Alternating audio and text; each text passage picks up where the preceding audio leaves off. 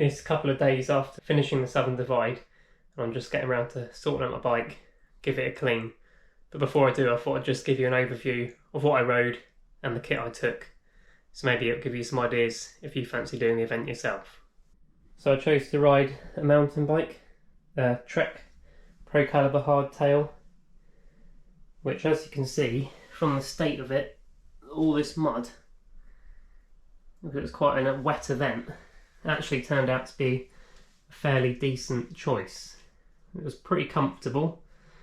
With the front suspension, it made a lot of those rocky, hard-going descents on the South Downs a bit more easy going on the hands, and the bigger tyres provided a bit more grip, again particularly where it was wet. I ran some Deda aerobars, mainly for comfort as opposed to speed. Just gives your hands a little different option and a bit of a rest during the ride. To help me see at night, I was running an exposure 6-pack, which is very bright, but the reason I like it is because you can run it on a lower setting and it lasts for, well, up to 36 hours in low mode, and low mode's pretty decent on the road. So I flick between low and high. So high when I'm going down a descent or something like that, and low when I'm on the road or going up a climb. And then down the back, for my own safety, I had a exposure light down there, the BoostR, again, which has about 48 hours of battery life. And of course had a little bell to let people know I'm coming, which was very useful on those popular walking trails. Had my Garmin mounted up on the aerobars so it was easy to see, and if needed I could charge it from the bags, but because I stayed in a hotel I could charge it there. I also ran a cheeky little mudguard, which looks like it did save me from getting super muddy. In terms of tyres, I used Mezcal 2.25 on the back and a Mezcal 2.25 on the front. First time I ran these tyres and they seem to be pretty decent all round.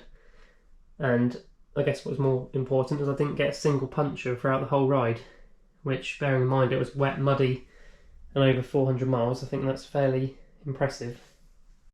So in terms of kit, on the front I've got my famous Rapha handbag, as some people like to call it, which I basically kept my tools.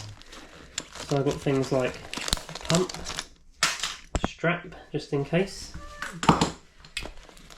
sort of a tubeless repair kit with lots of bits and pieces in, like glue and tyre plugs and that kind of thing, tyre levers, little set of Allen keys and other tools which are kept in the bag because this Rapha bag isn't actually waterproof and I didn't want it getting soaked. This was a emergency stash of energy gels, just in case, which I didn't have to use, which I was pleased about. So emergency loo roll, just in case. A couple of spare inner tubes in there. A little bit of chain lube. And a few other little tools, like some more tyre boots. Spare brake pads, which I didn't have to use. And a little, like, multi-tool plier thing in case I have trouble getting the tubeless valves off.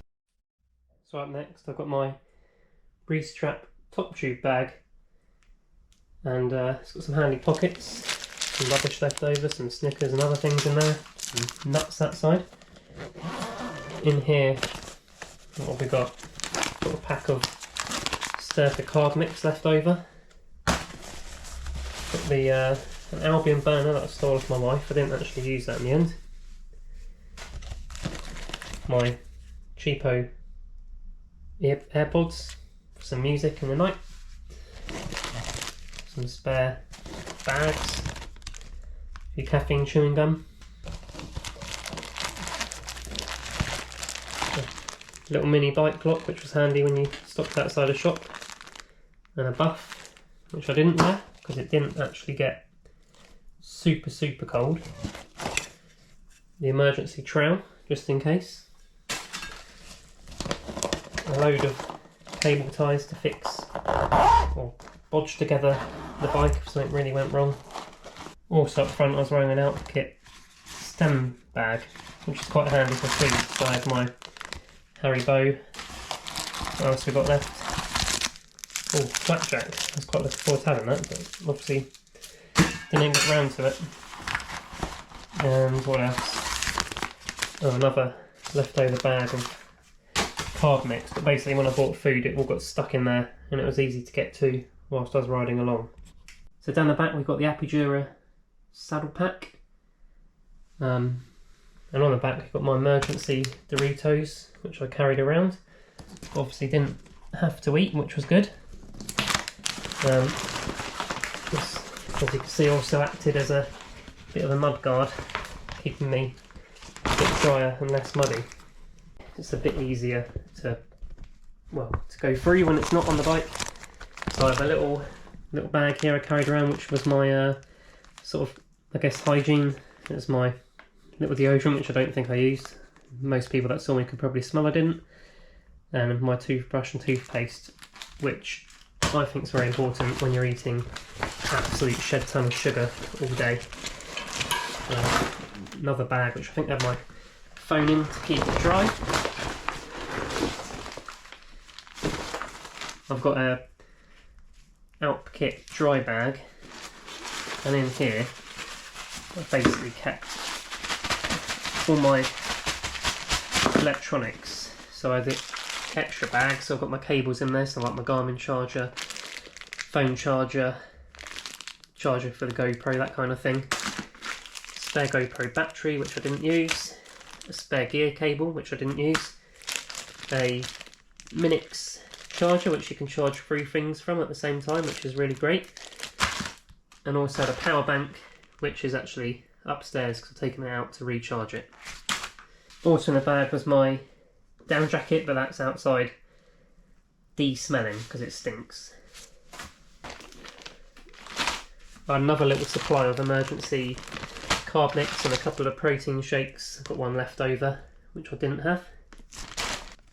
Got a little medical bag. It's got some alcohol, hand gel, some paracetamol, some tick tweezers, which is quite important, especially around the South Downs and New Forest area. Some lip balm, just in case, some plasters, Sudocrem in case things get a bit sore. But again, I didn't really have to use any of that apart from a couple of paracetamol when I had a bit of a sore knee. Long finger gloves, which I bought for the event, but I didn't actually use them. Hands got a bit cold, but it wasn't as bad as I thought it would be. Had my Pan-Celtic cycling cap because it's waterproof, but carried that around and didn't use it. Also got a new cap from the event itself.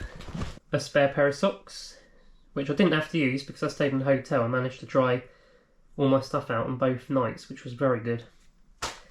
And last but not least, and something I'm very grateful I didn't have to use, is a sole emergency bivvy bag. As I said, I stayed in hotels, so I decided not to take any sleep equipment with me on this one to save a bit of weight, but it did put a bit of pressure on to make sure I had to get to where I was staying, otherwise it's going to be a very cold night.